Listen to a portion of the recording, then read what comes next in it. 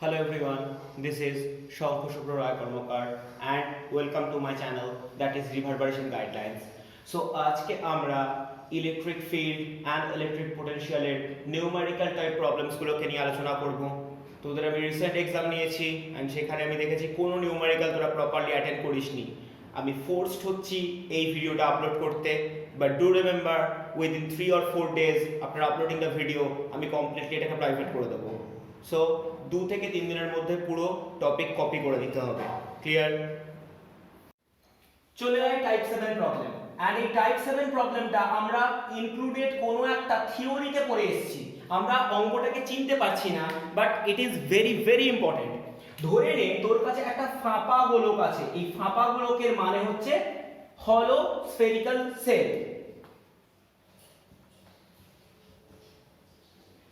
এখন এই ফাঁপা গোলকের যে ব্যাসার্ধ দেওয়া হয়েছে, এই ব্যাসার্ধ বা রেডিয়াসটাকে আমি লিখে নিচ্ছি 10 সেন্টিমিটার আমার ইচ্ছে।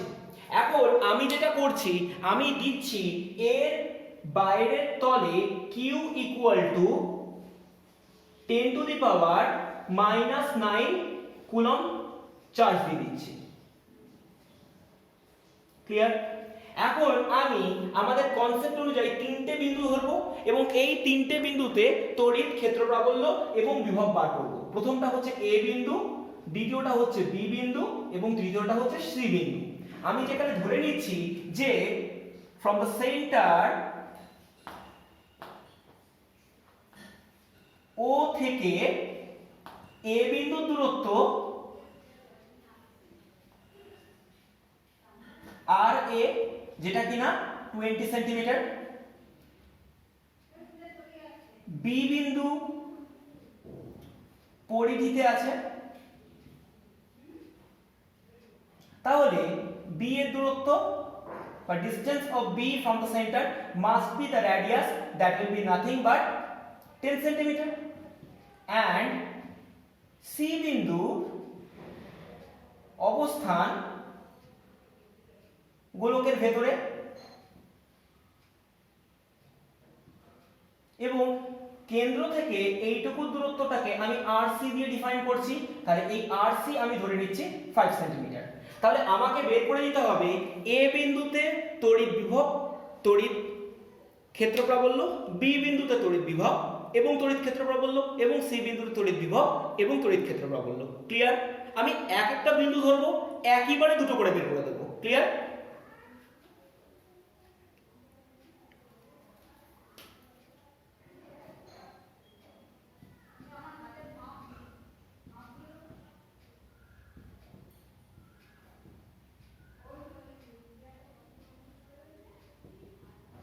Electric field intensity and electric potential বার করতে বলেছে। তাহলে আমি সবার ফার্স্টে যদি এ পয়েন্টটা ধরি, তাহলে এ পয়েন্টটা কি করে কাজ করবে? দেখ, এ পয়েন্ট, আমরা যদি এ পয়েন্ট ধরি তাহলে এ পয়েন্টে তড়িৎ ক্ষেত্র প্রাবল্য কত হবে? না EA, that will be 1/4πε0 into q by distance square। Distance কথার মানে হচ্ছে 20 তার স্কয়ার। এখন ভালো করে বোঝ, আমরা যদি 20 তার স্কয়ার লিখে দিই তাহলে এটা ভুল হয়ে যাবে, কারণ 20টা সেন্টিমিটারে আছে। তাহলে আমাদের কি করতে হবে? আমাদের সবার ফার্স্টে সেটাকে মিটারে নিয়ে যেতে হবে। ক্লিয়ার আমার কথা? তাহলে এটা যদি করে ফেলিস তাহলে এটা কত হবে? 9 × 10⁻9। কিউ এর ভ্যালু কত দেওয়া আছে? 10⁻−9। ওকে, এটা কেটে গেল। কেটে গেলে এখানে কত পড়ে থাকছে? নিচে পড়ে থাকছে 4, উপরে উঠে যাচ্ছে 100। তাহলে এটা হয়ে যাচ্ছে 2.25 × 100 নিউটন পার কুলম্ব। ক্লিয়ার? তাহলে এ বিন্দুতে এটাই হবে তড়িৎ ক্ষেত্র প্রাবল্যের মান। এবার চলে আয়, তুই যদি বি বিন্দুতে তড়িৎ ক্ষেত্র প্রাবল্য বার করিস, তাহলে বি পয়েন্টে তড়িৎ ক্ষেত্র প্রাবল্য, that is EB, that will be nothing but 1/4πε0 into q by 10/100 এর স্কয়ার। এখন তুই ভালো করে বোঝ, এই কথার মানে হচ্ছে 9 × 10⁻9। ক্লিয়ার? কিউ কথার মানে কত? কিউ কথার মানে হচ্ছে 10⁻−9, আর এটাকে ক্যালকুলেট করলে উপরে শুধুমাত্র 100 উঠবে। তাহলে এটা কেটে গেল, তাহলে উপরে পড়ে থাকছে শুধুমাত্র 900 নিউটন পার কুলম্ব। আর সি পয়েন্টে যদি তড়িৎ ক্ষেত্র প্রাবল্য বার করিস তাহলে অবভিয়াসলি সি পয়েন্টে তড়িৎ ক্ষেত্র প্রাবল্যের মান 0 হবে, কারণ কোনো একটা গাউসিয়ান সারফেসের ভেতরে কোনো বিন্দু কল্পনা করা হলে সেই বিন্দুতে তড়িৎ ক্ষেত্র প্রাবল্য অবভিয়াসলি 0 হয়। তাহলে অ্যাট সি পয়েন্ট তড়িৎ ক্ষেত্র প্রাবল্য বা ইলেকট্রিক ফিল্ড ইন্টেন্সিটি 0, যেহেতু ওটা গাউসিয়ান সারফেসের ভেতরে অবস্থিত এবং আধানটা বাইরে আছে। এবার চলে আয় বিভব বের করতে গেলে। এখন পোটেনশিয়াল বার করতে গেলে আমাদের সেন্টার থেকে এ বিন্দুর ডিসটেন্সটা মেজার করতে হবে। আমরা জানি ও এ যে ডিসটেন্সটা আছে এই ডিসটেন্সটার মানেই হচ্ছে 20 সেন্টিমিটার, যাকে মিটারে নিয়ে গেলে হবে 0.2 মিটার। তাহলে এ বিন্দুর বিভব বা VA যদি বার করি এটা হবে 1/4 pi epsilon not into Q by RA। তাহলে আমি যদি 1/4 pi epsilon naught equal to 9 into 10 to the power 9 বসাই, Q এর ভ্যালু 10 টু দি পাওয়ার -9 বসাই আর R এর ভ্যালু 0.2, যদি এটা বসাই তাহলে আমার কাছে হয়ে যাবে VA ইকুয়াল টু 45 ভোল্ট। এখন যদি আমি B পয়েন্টের পোটেনশিয়াল বার করতে চাই সেটা কত হবে? 1/4 pi epsilon not into Q by RB। এখন RB কথার মানে কত? RB কথার মানে রেডিয়াস বা ব্যাসার্ধের সাথে সমান, তাহলে এটা হয়ে যাবে 9 into 10 to the power 9, Q এর ভ্যালু হয়ে যাবে 10 to the power -9 R RB কথার মানে হবে 1/10 ডিভাইডেড বাই 100, কারণ 10 সেন্টিমিটার আছে, সেন্টিমিটার থেকে আমরা ওটাকে মিটারে কনভার্ট করলাম। তাহলে এটা করলে কত হয়ে যাবে? এটা কেটে গেল, উপরে 10 উঠবে, দ্যাট ইজ 90 ভোল্ট। ক্লিয়ার? এখন বোঝ যদি VC বার করতে হয়, আমি কি বলেছিলাম যে কোনো গাউসিয়ান সারফেসের ভেতরের কোনো একটা পয়েন্ট যদি ধরা হয় তাহলে সেটা ইকুইপোটেনশিয়াল হবে। আমি এটাকে প্রুভও করিয়ে দিয়েছিলাম। ক্লিয়ার? তাহলে VC এর যে পোটেনশিয়াল হবে সেটা VB এর সাথে সমান হবে, that will be ditto equal with 90 volt. অর্থাৎ কোনো একটা ফাঁপা গোলকের বা হলো স্ফেরিক্যাল সারফেসের ইন্টারমিডিয়েট যে কোনো পয়েন্ট যদি আমরা ইমাজিন করি তাহলে তার পোটেনশিয়াল অবভিয়াসলি সারফেসের পোটেনশিয়ালের সাথে ডিট্টো সেম হবে। ক্লিয়ার? চলে আয় টাইপ 8-এ। এই টাইপ 8-এ আমরা ফ্লাক্স ওরিয়েন্টেড প্রবলেম নিয়ে ডিসকাস করব। গাউসের সূত্র অনুসারে বলছে যে যদি কোনো একটা কিউ চার্জ রাখা হয় তাহলে এই কিউ চার্জ থেকে টোটাল যত অ্যামাউন্ট ফ্লাক্স এমিট করবে বা টোটাল যত অ্যামাউন্ট ফ্লাক্স যাবে, that is phi total must be 1/ε0 times, অর্থাৎ এই এপসাইলন নট হচ্ছে পারমিটিভিটি অফ ফ্রি স্পেস, অর্থাৎ শূন্য মাধ্যমে তড়িৎ ভেদ্যতা। ক্লিয়ার? এখন বোঝ যদি এই শূন্য মাধ্যমটা অন্য কোনো একটি পরাবৈদ্যুতিক পদার্থ দ্বারা প্রতিস্থাপিত হয়, অর্থাৎ যদি শূন্য মাধ্যম এপসাইলন আর পরাবৈদ্যুতিক পদার্থের তড়িৎ ভেদ্যতা হয় তাহলে ফাই টোটাল হয়ে যাবে কিউ বাই এপসাইলন আর। অর্থাৎ শূন্য মাধ্যমে যেটা ছিল পারমিটিভিটি, অন্য মাধ্যমে পারমিটিভিটি কিন্তু এপসাইলন আর অর্থাৎ তড়িৎ ভেদ্যতা পরিবর্তন হয়েছে। অর্থাৎ যদি ধর আমাদেরকে বলে দেয় যে কোনো একটি পদার্থের পরাবৈদ্যুতিক ধ্রুবক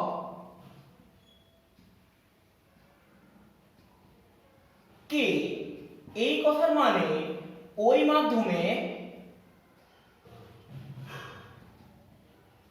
এপসাইলন আর কথার মানে হচ্ছে K into epsilon naught. I mean that if the dielectric constant is k, then the permittivity of that particular space epsilon r can be written as k times of epsilon naught। এটা আমরা প্রথম দিনের ভিডিওতে পড়েছিলাম। Clear? তাহলে তখন ওই মাধ্যম থেকে মোট যতগুলো ফ্লাক্স যাবে that will be phi total must be q by epsilon r, R q epsilon r কে যদি আমরা রিপ্লেস করে দেই তাহলে this will be q by k epsilon naught। Clear? So this is the type 1 of type 8. Clear? চলে আয় next প্রবলেমে। ধরে নে তোকে বলা হচ্ছে এটা একটা ক্লোজড সারফেস আছে, রাইট? এই ক্লোজড সারফেসের মধ্যে টোটাল ফ্লাক্স ঢুকছে আলফা বেরোচ্ছে বিটা, তাহলে তোকে বের করতে হবে টোটাল কত চার্জ এনক্লোজড আছে। তাহলে তুই প্রথমে দুটো জিনিস জানিস, ফ্লাক্স ঢুকছে কত না ফ্লাক্স প্রবেশ করছে আলফা, আর ফ্লাক্স নির্গত হচ্ছে বিটা। তাহলে ফ্লাক্সের পরিবর্তন কত হচ্ছে, চেঞ্জ অফ ফ্লাক্স, অবশ্যই যেটা বেরোচ্ছে তার থেকে যেটা প্রবেশ করছে সেটাকে বিয়োগ করে দেবো, তার মানে কত হবে বিটা মাইনাস আলফা। এবার ধরে নে, আমি তর্কের খাতিরে ধরে নিচ্ছি যে এর মধ্যে কিউ চার্জ আছে, তাহলে let Q charge is inside the closed surface, বা বদ্ধতলের ভেতরে কিউ চার্জ আছে। তাহলে এখন কিউ চার্জ থেকে টোটাল ফ্লাক্স কত যাবে, Q by epsilon not, that must be equal with this, কারণ যে পরিমাণ ফ্লাক্সের পরিবর্তন হচ্ছে সেটাই কে প্রডিউস করছে, ওই কিউ চার্জটা। তাহলে কিউ চার্জের ভ্যালু কত হবে, Q will be beta minus alpha into epsilon not. Clear আমার কথা? চলে আয় টাইপ 8 এর টাইপ 3 তে। And trust me, it is tough, genuine tough. আমার কাছে একটা সিলিন্ড্রিক্যাল সারফেস আছে, খুব ভালোভাবে বুঝবি। এরকম একটা চোঙাকৃতি তল আছে, এই চোঙাকৃতি তলের ঠিক মাঝে কিউ আধান রাখা হয়েছে। তাহলে সিলিন্ড্রিক্যাল সারফেসের মিড পয়েন্টে কিউ চার্জ রাখা হয়েছে। তোকে বলে দিচ্ছে যে এই যে কার্ভ সারফেস বা বক্রতল আছে, এই বক্রতল দ্বারা নির্গত ফ্লাক্স আলফা। তোকে বার করতে হবে এই সারফেস দ্বারা ফ্লাক্স কত। ক্লিয়ার আমার কথা? তাহলে যদি তুই ভালোভাবে বুঝিস যে আমি এখানে কিউ চার্জ রেখেছি, তাহলে টোটাল ফ্লাক্স কত হবে, total flux obviously phi total, that will be nothing but q by epsilon naught. Clear? তাহলে টোটাল ফ্লাক্স এটা বের হবে। এখন বোঝ বক্রতল দিয়ে কত ফ্লাক্স যাচ্ছে, বা কার্ভ সারফেস দিয়ে ফ্লাক্স যাচ্ছে আলফা। তাহলে রেস্ট ফ্লাক্স কত, obviously q by epsilon naught থেকে আলফাটা বাদ দিয়ে দে। ক্লিয়ার? তাহলে এটাই হলো আমাদের জন্য রেস্ট ফ্লাক্স। এখন এই রেস্ট ফ্লাক্স অর্থাৎ অবশিষ্ট ফ্লাক্স কোথা দিয়ে বেরোবে, অবশ্যই এই তল দিয়ে বেরোবে, আর এই তল দিয়েও তো বেরোবে। এবং এই দুটো তল ভালোভাবে দেখ সম্পূর্ণরূপে সদৃশ অর্থাৎ আইডেন্টিক্যাল। তাহলে এই ফ্লাক্স নির্গত হবে দুটি আইডেন্টিক্যাল সারফেস দিয়ে। তাহলে প্রতিটি দ্বারা ফ্লাক্স বেরোবে জাস্ট রেস্ট ফ্লাক্সকে তুই 2 দিয়ে ডিভাইড করে দে। ক্লিয়ার আমার কথা? and this will be the answer. Type 8 এর এটা last problem and it is a tricky one. একটু ঠান্ডা মাথায় বুঝবি। ধর আমাকে বলে দিয়েছে যে 1/4 পাই মাইক্রোকুলম চার্জ দিয়ে বা আধান দিয়ে ফ্লাক্স কত বেরোবে। তাহলে সবার ফার্স্টে আমরা যেটা ভুল করব সেটা হচ্ছে এক্ষেত্রে দেখ একটা মাইক্রোকুলম দেওয়া আছে, তাহলে মাইক্রোকুলম থেকে তোকে ফার্স্টে যেতে হবে কুলম্বে। তাহলে তুই যদি কিউ এর ভ্যালু বের করতে চাস, তাহলে কিউ মানে 1/4 pi microcoulomb, that can be written as 10⁻⁶/4 pi coulomb. এখন যদি তুই ফাই টোটাল বার করিস, তাহলে ফাই টোটাল মানে কি জানিস, কিউ বাই এপসাইলন নট। তাহলে কিউ মানে কত, 10⁻⁶/4 পাই, আর এপসাইলন নট তো রয়েই গেল। এখন এই 4 পাই এপসাইলন নট এর ভ্যালু যদি বসাস, this will be 9 into 10⁹ into 10⁻⁶. So this will be 9 into 10⁻⁶. 3 newton metre square per coulomb, right? এখন এই ট্রিকটা তুই বারবার সমস্ত অঙ্কে ইউজ করতে পারিস। ধর তোকে বলে দিল যে 1 কুলম দিয়ে কত ফ্লাক্স নির্গত হবে। সো বেসিক্যালি যদি আমরা বলে 1 কুলম দিয়ে ফ্লাক্স, তাহলে কি করবি? Phi total. এখন ফাই টোটাল যখন বের করবি তখন কি লিখবি? q by epsilon naught, and q এর ভ্যালু অবভিয়াসলি 1 বসাবি আর এপসাইলন নট পড়ে থাকবে। এখন তুই কি করবি? তুই এপসাইলন নট এর ভ্যালু যদি মুখস্থ থাকে বসাবি, যদি না মুখস্থ থাকে এক কাজ কর, উপর নিচে 4 পাই দিয়ে মাল্টিপ্লাই করে দে। তাহলে 4 পাইটা নরমালি পড়ে থাকলো আর এই পুরোটার ভ্যালু হয়ে যাবে 9 × 10⁹ newton metre square per coulomb. So this will be 36 pi × 10⁹ newton metre square per coulomb. So যেই লেভেলে তোরা এই টাইপের ট্রিকি অ্যাটেম্প্ট নিতে পারিস যাতে অঙ্কটা অনেক ফাস্ট নেমে যাবে। রেগুলার লেভেল প্রবলেমের রিলেটিভলি একটা কমপ্লিকেটেড টাইপ এবার আমরা ডিসকাস করব। যদিও এই টাইপটা নিয়ে অবাক হওয়ার কিছু নেই, এটা আমরা আবার নিউক্লিয়াসে গিয়ে পড়ব, তবু একবার দেখে নে। ধরে নে আমার কাছে একটা নিউক্লিয়াস আছে, মানে কোনো একটা অ্যাটম বা পরমাণু নিউক্লিয়াস আছে যেখানে মোট জেডখানা প্রোটন আছে। সো ইনসাইড নিউক্লিয়াস দেয়ার আর জেড প্রোটনস। তাহলে আমরা বলতেই পারি যে প্রোটনের সংখ্যা z, অর্থাৎ আমরা বলতেই পারি যে নিউক্লিয়াস অভ্যন্তরস্থ চার্জ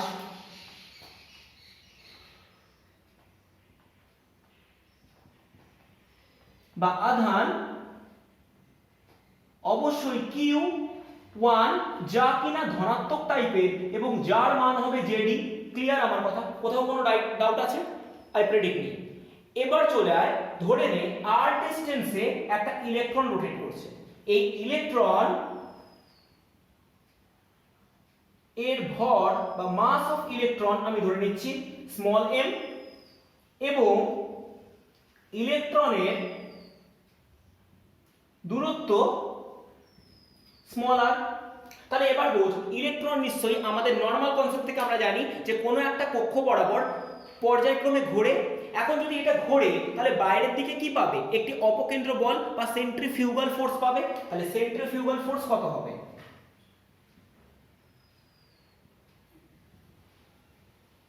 অবশ্যই m v square by r বা m ওমেগা স্কয়ার r, যে ক্ষেত্রে v মানে হবে লিনিয়ার ভেলোসিটি আর ওমেগা কথার মানে হবে অ্যাঙ্গুলার ভেলোসিটি। এটা আমরা করে এসেছি আগের বছর সার্কুলার মোশনে। অর্থাৎ এই অপকেন্দ্র বলটা কি করবে? এই ইলেকট্রনটাকে এই বৃত্তপথে ঘোরার সময় বাইরের দিকে টেনে বের করে দেবে।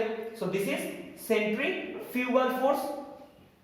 ক্লিয়ার? কিন্তু এই বলটিকে আটকাবে কে? আটকাবে না, তুই ভালো করে বোঝ, একটা ইলেকট্রনের আধান -e আর পরমাণুর ভেতরে জেডখানা প্রোটন থাকার জন্য তার আধান হয়ে গেছে z * e। তাহলে একটা স্থির তাড়িতিক আকর্ষণ বল আছে। তাহলে স্থির তাড়িতিক আকর্ষণ বল বা ইলেকট্রোস্ট্যাটিক ফোর্স কত? 1/4πε0 ইনটু ze, যেটা কিনা নিউক্লিয়াসের চার্জ, ইনটু e, যেটা কিনা ইলেকট্রনের চার্জ। আমি মাইনাস লিখলাম না কেন? কারণ আমি আকর্ষণধর্মী বল বলেই দিচ্ছি, বাই r²। তাহলে সাম্যাবস্থায় কি হবে? সাম্যাবস্থায় এই দুটো টাইপের ফোর্স অবভিয়াসলি ইকুয়াল হবে। অর্থাৎ আমরা বলতে পারি সাম্যাবস্থায় অপকেন্দ্রিক বল, that is m omega square r, must be equal with 1/4πε0 z² by r²। Clear? So be careful with such tricks. আমরা এই টাইপের অঙ্কটা কিন্তু আমি আবারও বললাম আমরা নরমাল চ্যাপ্টারে করব, যে ক্ষেত্রে হচ্ছে আমরা পরমাণুর গঠন নিয়ে পড়াশোনা করব।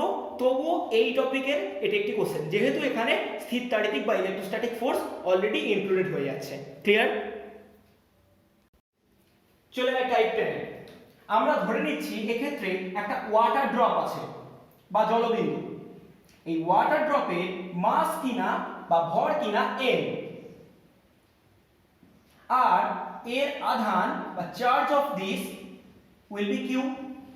তাহলে এবার বোঝ, এই আধানটা বা এই ওয়াটার ড্রপটা, বা আরো স্পেসিফাইডলি বলতে গেলে আধান সহ ওয়াটার ড্রপটা যদি এখানে থেকে থাকে, তাহলে এটা নিচের দিকে একটা ওয়েট পাবে, that will B genuinely mg।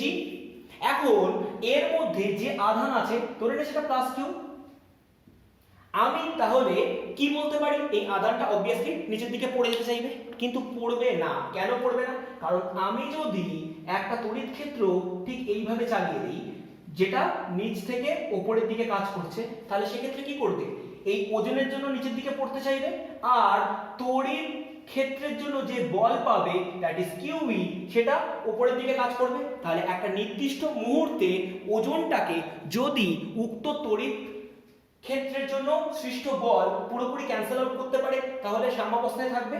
তাহলে সাম্যাবস্থা তৈরি হবে যদি mg ইকুয়াল টু কিউই হয়, অর্থাৎ আমরা এখান থেকে কিউ এর মান যদি বার করতে চাই সেটা হবে mg বাই ই। এখন ভাব, আমরা কিন্তু প্রত্যেকটা হিসেব সবসময় এসআই তে করে থাকি। ধরে নে কোনো একটি বস্তুর ভর দেওয়া হচ্ছে 10 গ্রাম, তাহলে যদি বস্তুর ভর 10 গ্রাম হয়ে থাকে তাহলে এই ভরটাকে কিন্তু আমাদের প্রথমে কেজিতে কনভার্ট করে দিতে হবে। So this will B 1/100 KG. Clear আমার কথা? এখন জি এর মান বাই কনভেনশন, যেহেতু আমার কাছে ক্যালকুলেটর নেই, আমি 10 মিটার পার সেকেন্ড স্কয়ার ধরে নেব। তোরা পরীক্ষার সময় 9.8 বসাস। ধরে নে আমি তড়িৎ ক্ষেত্র প্রাবল্য বলে দিচ্ছি, এটা হচ্ছে 2 নিউটন পার কুলম্ব। এখন তোকে বলতে হবে একটি তড়িৎ ক্ষেত্রে একে সাম্যাবস্থায় রাখতে হলে মোট কত আধানে আহিত হতে হবে। তাহলে নরমাল আমি এই কনসেপ্টটাই ফেলে দেবো, ফেলে দিলে আমার জন্য কি হবে, দেখ আমরা কি জানি, সাম্যাবস্থায় বা ইকুইলিব্রিয়ামে কিউ ইকুয়াল টু mg, আমি বার করতে চাইছি কিউটা যার ভ্যালু হবে mg বাই ই। এখন m কথার মানে কত জানলি, m কথার মানে জানলি 1/100 কেজি, g মানে obviously 10 আর e মানে 2, so this will be 1/20 coulomb, that is nothing but 0.05 coulomb. Clear?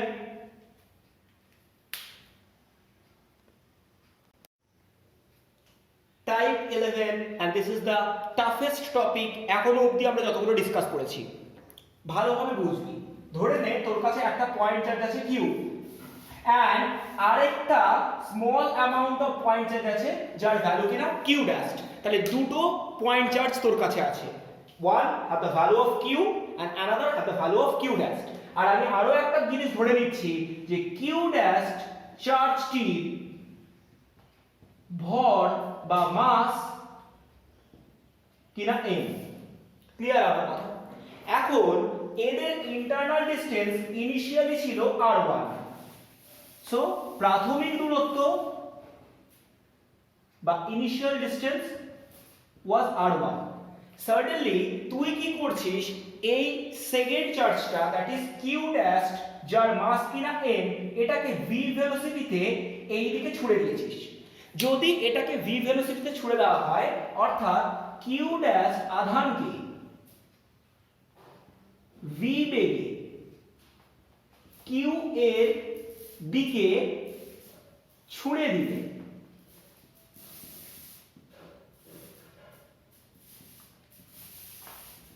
গতিশক্তি বা কাইনেটিক এনার্জি তৈরি হয়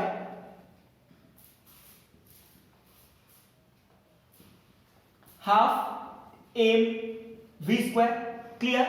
এখন দেখ, যেহেতু আমরা দুটো চার্জ নিয়ে ইমাজিন করছি, আমরা ধরতেই পারি দুটো সেম টাইপ অফ চার্জ, তাহলে এই চার্জটা এই দিকে ক্রমশ আসতে থাকবে এবং আস্তে আস্তে ধরে নে একটা সার্টেন মোমেন্ট এইখান অবধি আসবে, আসার পরে আর এগোতে পারবে না। কেন? বোঝ, এখানে যে কাইনেটিক এনার্জি ছিল সেই কাইনেটিক এনার্জির জন্য এটা এদিকে আসবে, ট্রু, কিন্তু এ কিন্তু অলরেডি একটা রিপালসিভ ফোর্স জেনারেট করতে আরম্ভ করেছে। অর্থাৎ একটা সার্টেন ডিসটেন্সের পর ধরে নে r2 এর পর কিউ ড্যাশ চার্জটা আর এগোতে পারবে না। তাহলে আমরা ধরে নিচ্ছি অন্তিম অবস্থায় বাট ফাইনালি কিউ ড্যাশ চার্জটি r2 দূরত্বে এসে থামে। ক্লিয়ার? সো আমাকে যেটা বলে দিতে হবে যে এই কাইনেটিক এনার্জি আর এই ডিসটেন্সগুলোর মধ্যে রিলেশনটা কি। তো খুব সিম্পলি ভাব, যখন কোনো একটা সিস্টেম এই r1 ডিসটেন্সে স্টেবিলাইজ ছিল তাহলে তখন কত পোটেনশিয়াল এনার্জি ছিল, তাহলে প্রাথমিক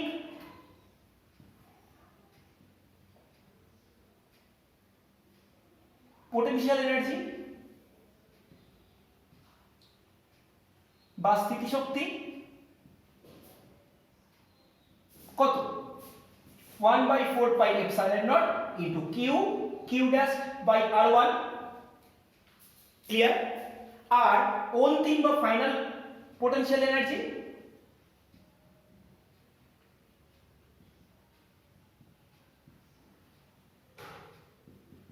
কত হবে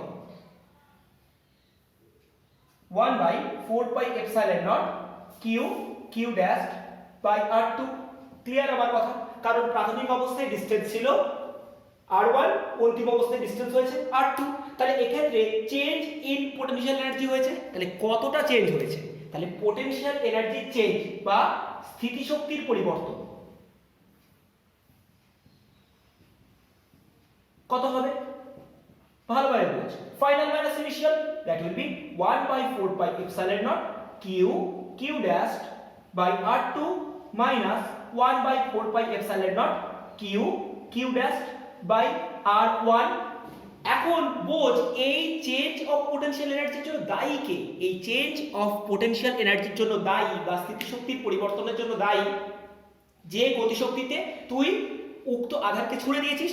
অর্থাৎ এই যে পরিবর্তন হয়েছে এটা বেসিক্যালি সম্ভব হয়েছে তুই ওটাকে হাফ এম ভি স্কয়ার গতিশক্তি দিয়েছিলি বলে। তাহলে তুই এখান থেকে কমন নিয়ে নে 1/4 pi epsilon naught q dash, তাহলে ব্র্যাকেটের মধ্যে পড়ে থাকবে 1/r2 minus 1/r1, that will be 1/2 mv square. So this is one of the toughest topic. ভালো করে এটা দেখবি, যদি কোনো ইস্যুস থাকে obviously আমাকে কল করবি। and end of the final portion of the total video. Till then, stay home, stay safe. And remember, আমি এই গোটা ভিডিও 3 থেকে 4 দিনের মাথায় পুরোপুরি রিমুভ করে দেব। আর যেটা মনে রাখতে হবে, এরপরে আমরা তড়িৎ প্রবাহ চালু করব, অর্থাৎ কারেন্ট ইলেকট্রিসিটি টপিকটা আমরা স্টার্ট করব। ক্লিয়ার? সো ভালোভাবে ব্যাকড্রপ এবং কনসেপ্ট ক্লিয়ার করে নে। যদি কোনো অসুবিধা থাকে আমাকে জিজ্ঞেস করবি, আমি টাইম দেবো এটা কপি করার, যথেষ্ট টাইম দেবো। ক্লিয়ার?